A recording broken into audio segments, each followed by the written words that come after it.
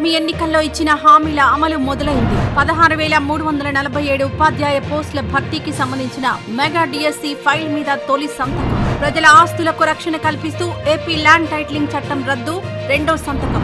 సామాజిక పింఛన్లు 4,000కు పెంచుతూ మూడో సంతకం. ఆకలి తీర్చేందుకు అన్నా క్యాంటీన్లు పునరుద్ధరిస్తూ నాలుగో సంతకం.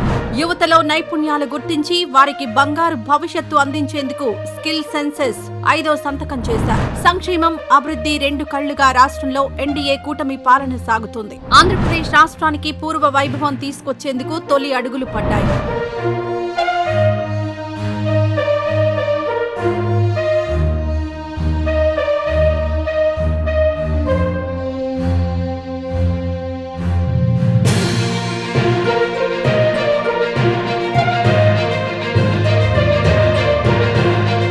ఈ వీడియో నచ్చితే లైక్ చేయండి, షేర్ చేయండి. మరింత సమాచారం కొరకు మా ఛానల్ను సబ్స్క్రైబ్ చేయండి.